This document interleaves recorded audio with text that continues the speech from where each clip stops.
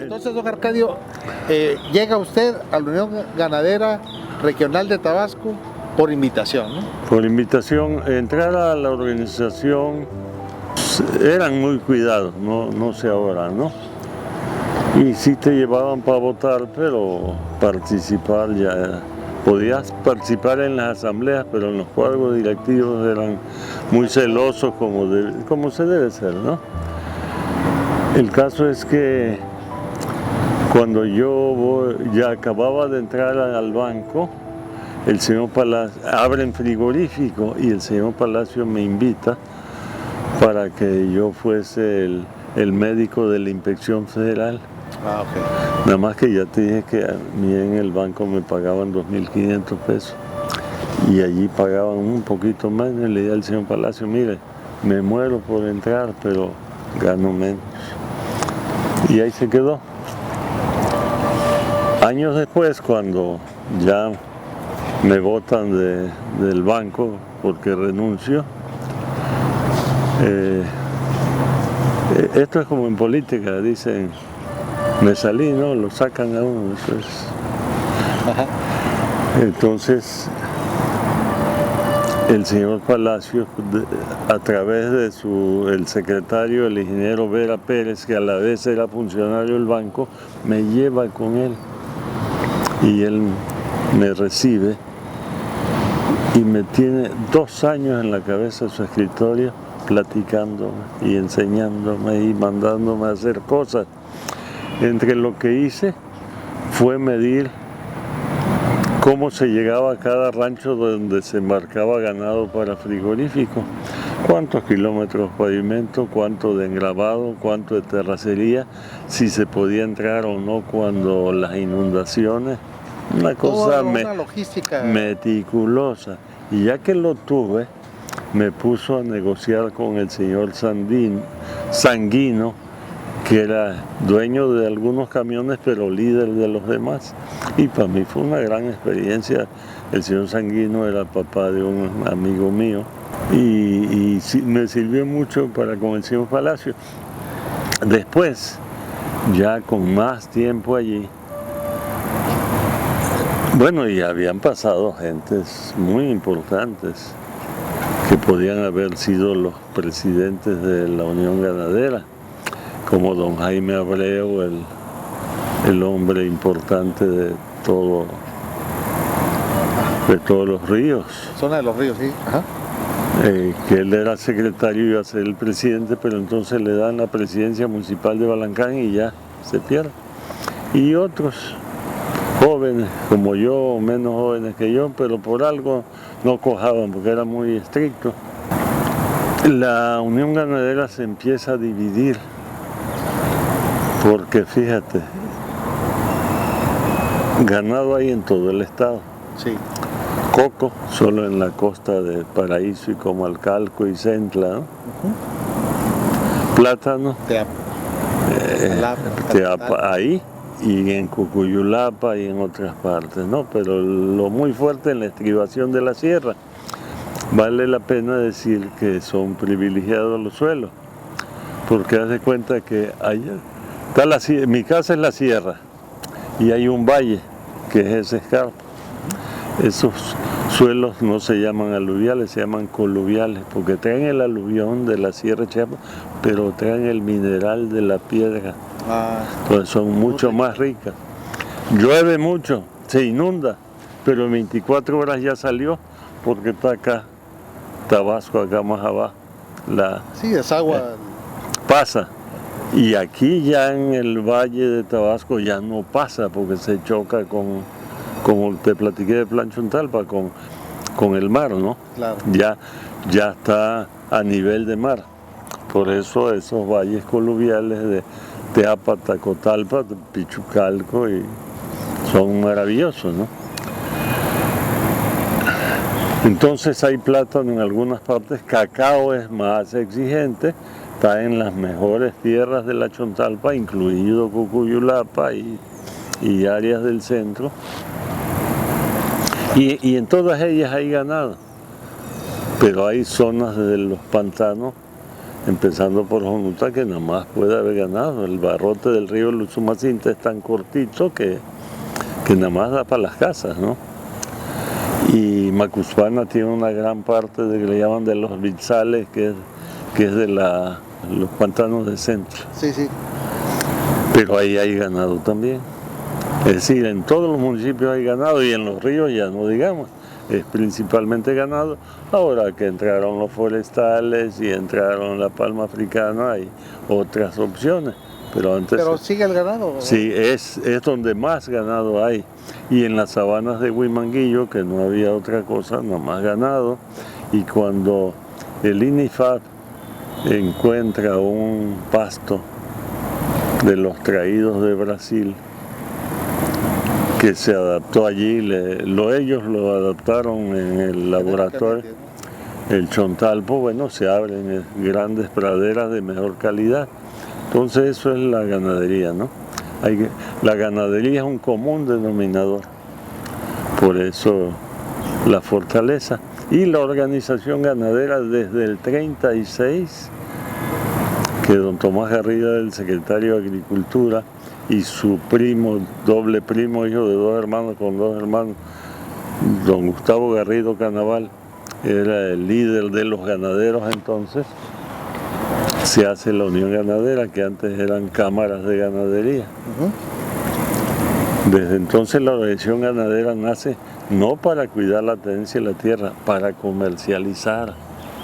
Esa es la función más primordial de la... Esa fue su función fundamental. Porque antes por los ríos se llevaba ganado a Yucatán, básicamente a Mérida, ¿no? En canoas campechanas. Y después se sacaba hacia México, pero tenían que arrear por toda la orilla del Grijalba y del Usumacinta y pasar en Coatzacoalcos días y días de arreo por la orilla del mar, y ya en el ferrocarril ya los embarcaban. Los embarcaban porque el ferrocarril no entraba.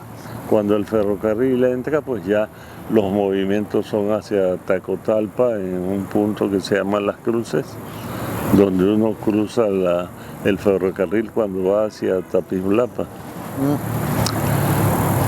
Entonces, habiendo ganado en todo el estado y la organización dedicada a comercializar el ganado, pero en una figura cooperativa, la fuerza de la organización ganadera no está en los grandes ganaderos, que tampoco son tan grandes porque la tierra está muy dividida. Pero los chiquitos, el 90 y tantos % de la ganadería en Tabasco lo hacen pequeños productores de 10, de 15, de 20 vacas. Esos son los que la hacen. Desgraciadamente, me adelanto, cuando la unión fracasa por deshonestidad, los grandes perdedores siguen siendo las pequeñas familias, no nada más de Tabasco, de toda la región de Tabasco, porque entra una parte de Campeche, entra todo el norte de Chiapas y entra todo el sur de Veracruz. ¿A usted le tocó la bonanza realmente de la unión ganadera, del sacrificio, a mí me de toca, la comercialización? En mi primer puesto es directivo de frigorífico, inmediatamente presidente del frigorífico, y en la guerra que había de división, los disidentes de la Unión con razón querían que se matara más ganado y se vendiera más ganado.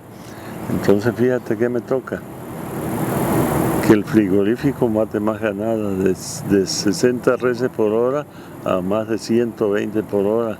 Cámaras de refrigeración mayores, cámaras de congelación, sala de corte, camiones para acarrear el ganado, todo eso me toca a mí ya pensarlo y emprenderlo, ¿no? Y con el apoyo de todos los hombres fuertes, ¿no? Las gentes que dirigían, y cuando me ponen de presidente eran de edad de mi papá y algunos de mi abuelo, ¿no? ¿Y usted, pues, qué edad más o menos tenía en ese tiempo? Yo empecé ahí como de 35 años ya a las diligencias, ¿no? Muy bien. ¿Y qué experiencia o qué sentimientos, qué razonamientos le dan a usted en este momento ya en la reflexión de lo que a usted le tocó vivir ahí que las familias tienen dos necesidades fundamentales: resolver la inseguridad, que se está resolviendo a pesar de que fue muy profunda, se está resolviendo, y resolver la comercialización, porque sus ganados se los agarran baratos, regalados, porque se desmanteló todo lo que teníamos, ¿no? Eso es lo que se debe hacer ahora, ¿no? Ahora, ¿está cuánto tiempo ahí en la Unión Ganadera y cuáles fueron los trabajos que realmente usted le hacen como una satisfacción bueno, de decirlo en estos momentos? Estuve 16 años y estaba el frigorífico. Ultraláctico. Estaba el frigorífico. A mí me toca organizar transporte. Habían 4 camiones refrigerados. Yo lo llevé a muchos más, pero compramos para que no nos dividiéramos. Fue el acuerdo fundamental: matar más ganado y dar más servicio. Compramos, la Unión compró una flotilla de 40 camiones de redilas para recoger el ganado de todo el estado y sacrificarlo, pero para sacrificarlo lo tenemos que tener vendido.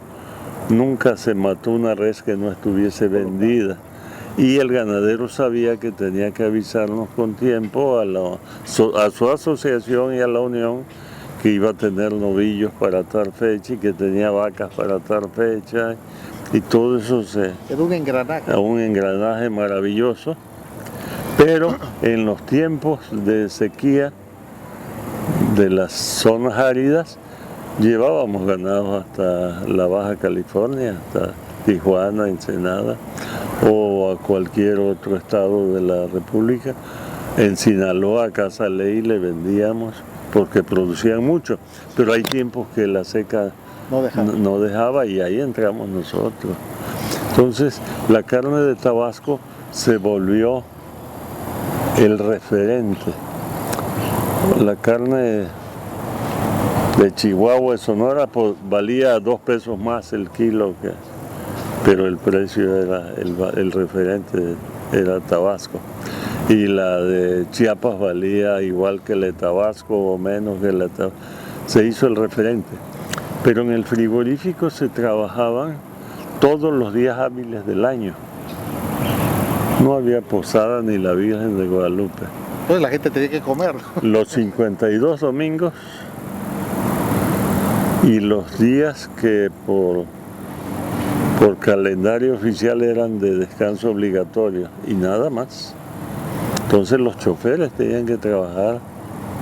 Computamos 310, 312 días hábiles la carne transportada. Año Nuevo, Navidad, nuestros camiones funcionando. Esa es la diferencia para poder tener un mercado seguro. Claro. Entramos a los precios tope con los presidentes de la Madrid y de Cedillo y el pacto y algún gobernador de Tabasco decía: la Unión es que le vas a mandar ganado al Distrito Federal porque el regente dice. No, se lo vamos a mandar, siempre se lo vamos a mandar, y se lo vamos a mandar conviniendo con él, no con usted. Por eso decían que Rovirosa decía, que en paz descanse, que la Unión Ganadera era un estado dentro de otro estado. Bueno, tenía poder, pero no podían entrar ellos a como quisieran, ¿no? Claro, ustedes como ganaderos tenían sus reglas y sus tiempos. Y sus tiempos, nuestros tiempos. Oiga, don Arcadio, se me ocurre preguntarle, la visión de ese entonces pues era de progreso. El ganadero engordaba para sacrificar. Sin embargo, nos hemos convertido, ya no hemos estado engordador. Dicen que ya no se puede, que no deja engordar ganado, que ahorita nada más debemos ser porque el gobierno sí, criador de becerro, sí. ¿Por qué? Porque el gobierno permitió que gentes como Vizcarra trajera ganado de Centroamérica y de Australia y de quién sé cuántos lados, pero con dineros no tan bien lavados, ¿no? Y ahí eso nos fue aplastando porque nosotros decaímos, antes no entraban, antes no entraban. Y sí, había ganaderos que podían engordar sus becerros y otros que compraban becerros, pero los compraban a buen precio, no aplastaban al pequeño criador que no podía engordar. Pero si un ganadero podía engordar 1 o 2 novillos, la unión se lo recibía. Y si quería vender una vaca, la unión se la recibía. Entonces no dependía de que el ganadero más grande lo coyoteara, pues. Exacto. Esa era la diferencia, era un hilo directo, ¿no?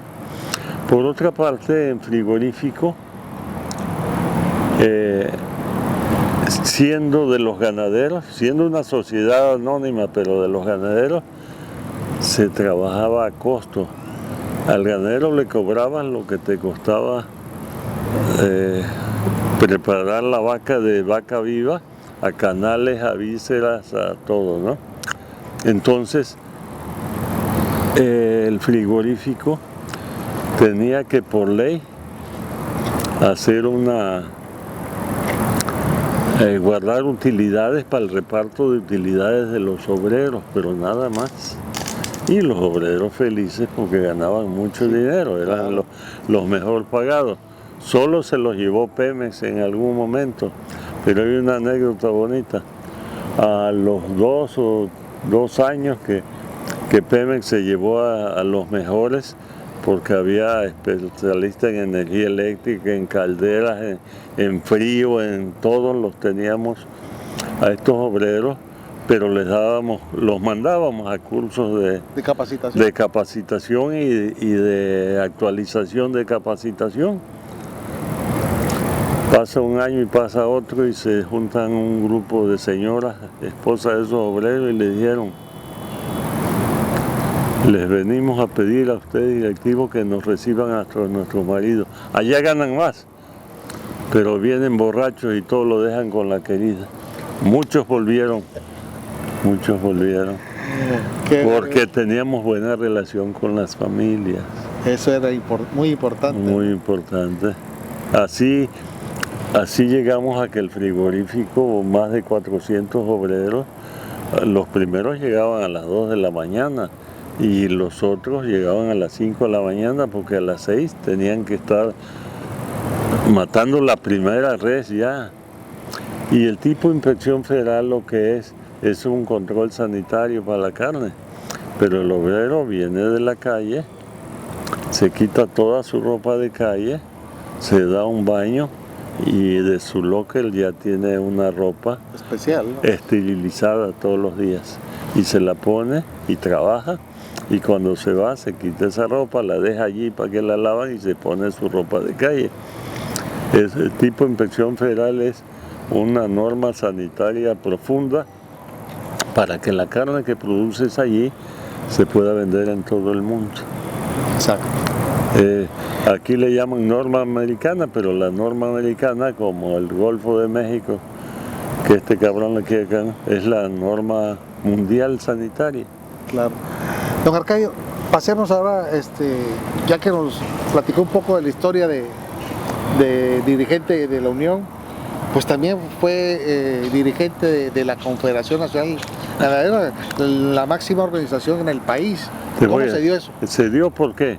Porque esa división que se estaba dando y el gobernador Rovirosa, por la influencia del licenciado Neme, que era el secretario y traía enquinas con otros dirigentes, lo quiso hacer, por eso que decía que era un estado dentro de otro estado.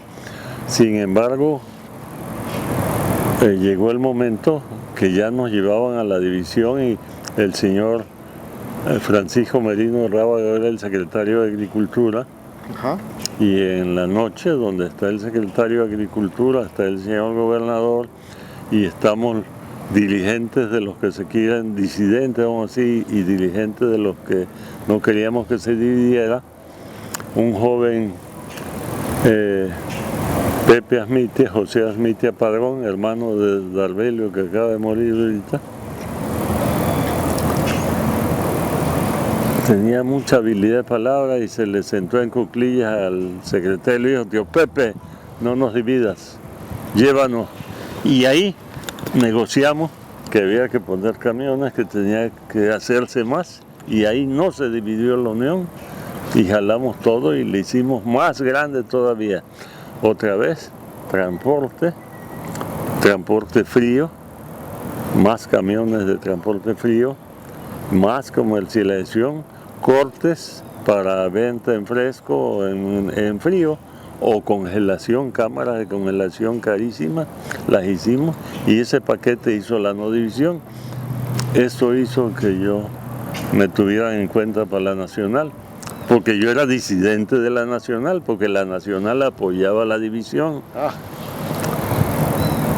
Y la primera vez que me tocó ir a una asamblea nacional fue en Chiapas, y estuve en contra de ellos. Y en la noche anterior a la asamblea, o en la madrugada para amanecer a la asamblea, me dijo el dirigente de entonces: ¿y tú qué es lo que quieres? Le digo: yo tu puesto, la presidencia. Ay, me voy a hacer la mía. Pues no me la estoy ofreciendo, ¿no? Pero aún estando el contra, me fueron conociendo, y a los 2 o 3 años ya entré al equipo. Y cuando la confederación se divide, yo entro por la experiencia que ya tenía y porque ya me conocían que era yo, pues, peleador en el debate en el buen sentido, ¿no? Okay. Y estuve 2 años. 2 años. Y luego, pues se da la cuestión de que fue legislador también. Bueno, ahí se terminan mis 16 años en la organización ganadera. Me toca hacer la cooperativa. Cooperativa de consumo ganadero. Sí. Con 20 y tantas sucursales a costo, y no vender medicina veterinaria. ¿Qué era lo que se vendía entonces?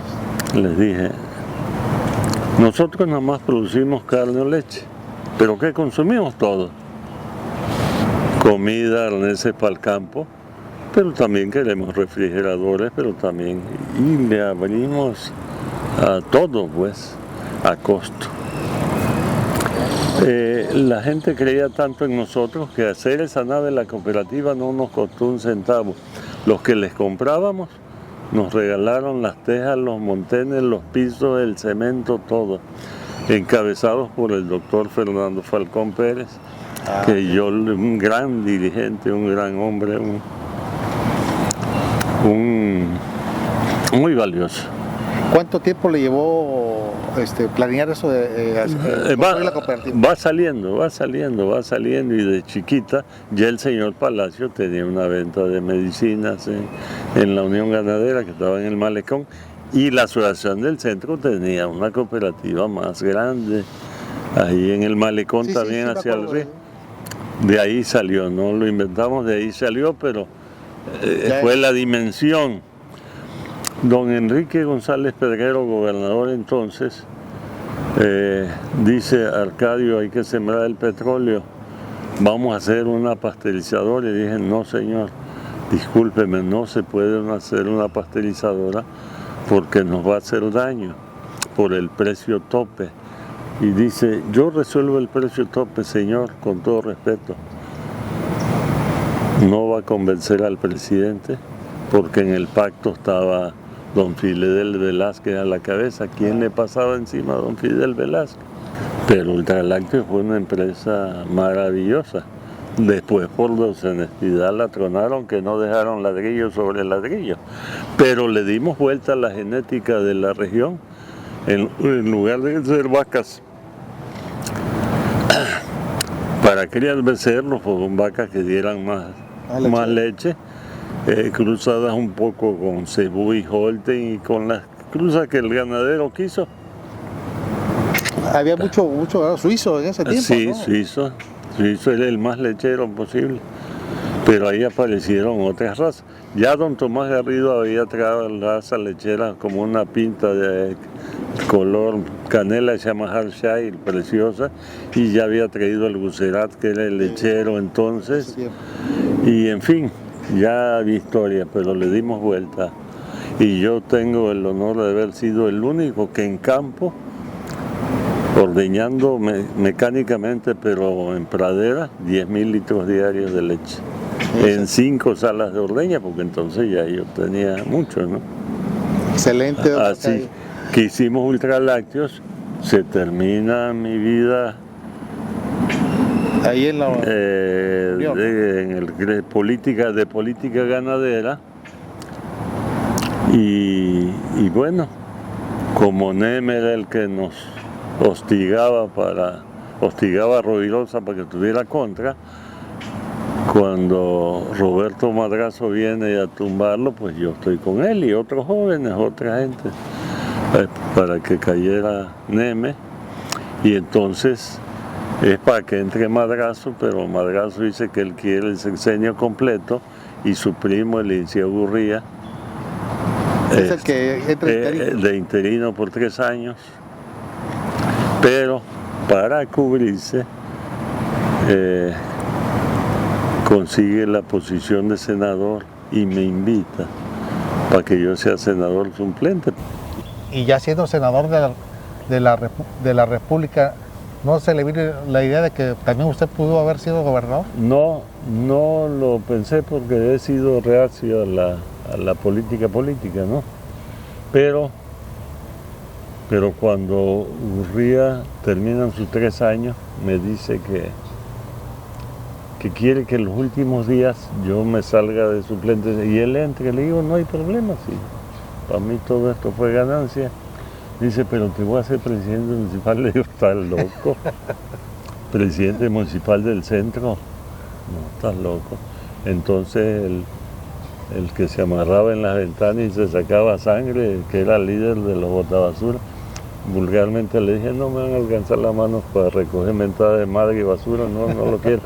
Y estoy seguro que hay que ser presidente municipal, pero de un municipio que no sea la capital. Ahí nada más se adorna el gobernador y el presidente municipal se lleva todas las maldiciones, ¿no? Pues sí, ¿no? Entonces, sin embargo, cuando... También fue diputado también, ¿verdad? Sí, ahorita te voy a platicar. Sin embargo, cuando a Andrade le tumban la gobernatura porque fue muy sucia por parte de Madrazo, el PRI llama como a 20 tabasqueños para sacar un candidato que sustituya. Y ahí me invitaron a mí, y era la señora Sauri. Y me dice, oiga Arcadio, le digo, yo le aclaro, que yo no ando buscando esto, a mí porque me invitaron, con todo respeto vengo, le digo, no me interesa. Sí, dijo, pero usted tiene gente. Entonces le hablé a los amigos, porque yo ya había caminado un poco el estado y la gente estaba conmigo, porque en la realidad tenía yo mucha popularidad de la ganadera. Ahí pude haber sido, pero tampoco me faltó. Así es. Así era y así es el PRI, ahora está peor. Dios sabe por qué hace las cosas y... Pero tuve el honor de que me hayan invitado y de decirle, señora, yo no la busco. Pero ya después sí pude haber llegado a gobernador, ¿no? Bueno, pues fue Arturo Núñez el que dijo en el grupo, el único que tiene votos para salir a pesar de todo esto es Arcadio, así que vamos con él.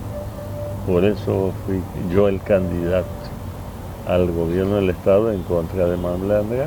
Pero Manuel es mi amigo. Muy bien, cosas de la historia, ¿no? De la historia. ¿Por qué soy diputado federal? Ya yo había sido senador como en el 93 y como en el 99. Roberto Madrazo, que eran muy amigos, él es 10 años menor que yo, me dice, Arcadio, quiero que seas candidato a la Diputación Federal. plurinominal, le digo, no hombre, yo tengo votos para salir en competencia. No, dice, que lo que quiero es que hagas campaña con cada uno de los 6. Y me puso a apoyar a los 6 y lo hice. Y el único que perdimos fue el de Abenamar de la Fuente. Pero estuve, así como te digo que en el Senado estuve muy cómodo por el arropamiento de todos los viejos. El que está preso ahorita, que fue gobernador de Hidalgo, por la verdad histórica de los de Ayotzinapa, ese fue conmigo. El de Aguas Blancas, de Guerrero, Rubén Figueroa, también estuvo. Otro Tinoco en Michoacán. El que está ahorita de Colima, el doctor Navarro, todo eso. ¿Estuvieron con ustedes? Pero son cerquísimos y se hacen viejos peleando. Yo no estuve y ya se acabó y se acabó. Todo tiene un ciclo, ¿no? En la vida. Todo tiene un ciclo. En la vida. Don Arcadio, a sus 83 años, ¿qué futuro vislumbra usted para la ganadería aquí en el sureste del país y en el ámbito nacional? Hay problemas como en todo sector, pero ¿cuál es su visión para la ganadería? Bueno, para ver a la ganadería hay que ver al país. Yo siempre he sido admirador del licenciado Andrés Manuel, aunque al principio chocamos y fíjate, ya te dije del licenciado Argüello, Héctor Argüello. Sí. Yo no conocía a Héctor Argüello, sabía de él, y de Andrés Manuel oía yo de él. Pero Andrés Manuel viene como presidente del PRD y nos tenían invadido varios lugares, ¿no? Y yo rajaba contra Andrés Manuel desde la Unión Ganadera, entonces era una voz que pesaba, ¿no? Ajá. La Unión Ganadera. Y mandó a Héctor Argüello, que no lo conocí, me dijo Héctor, doctor, dice Andrés Manuel, que le asegura que no habrá invasiones en Tabasco, que las invasiones que hay las hizo Peña Urquieta, el primero que vino al PRD, pero que eso él va a ayudar a que se resuelvan, y así fue. Ahí aprendí a respetar y a querer al licenciado Andrés Manuel, y más a Héctor Argüello, que llegó a ser mi compadre y mi amigo del alma, ¿no? Ah, ok. Entonces, te lo digo, porque cuando Andrés Manuel llega a la presidencia, las cosas son claras, aunque unas no nos gusten, pero habla con claridad. Sí. Y lo que está haciendo esta señora, el país tiene un proyecto y tiene una opción válida. Y dentro de esa opción válida, la ganadería en todo el país, como a lo demás le va a ir mejor. Ya la demagogia que el agricultor tiene que estar peleado con el ganadero, y ya se acabó. La agricultura y la ganadería es lo mismo, son simbióticas, ¿no? Y así hay que hacerlo, hacer ganadería con los esquilmos de la agricultura y hacer ganadería donde no se puede hacer agricultura. Entonces, el campo de México, olvídate que sea ganadería, al campo de México le va a ir bien y ya le empezó a ir bien. La ganadería, como otras cosas, va para adelante, es grande, ¿eh? Ya por último, para finalizar la entrevista, platíquenos de su rancho. ¿Cómo se llama su rancho? ¿Qué produce ahí? ¿Cómo ha venido trabajando? Y yo te digo que nací en el Amatal. Es donde nació mi padre también y está aquí, muy cerquita de aquí, ¿no? En la rancherista Comitán, ¿cómo te digo? ¿Ahí está el rancho? Ahí está el rancho, frente a la escuela de las monjas que está en Sabina, enfrente ahí está el rancho. Y ahí está la casa y esa parte le tocó a mi hijo mayor Matías, y Juan Gustavo tiene otro muy bueno, con una casa que tiene muy bonita, ahí mismo en esta Comitán. ¿Cómo se llama el rancho?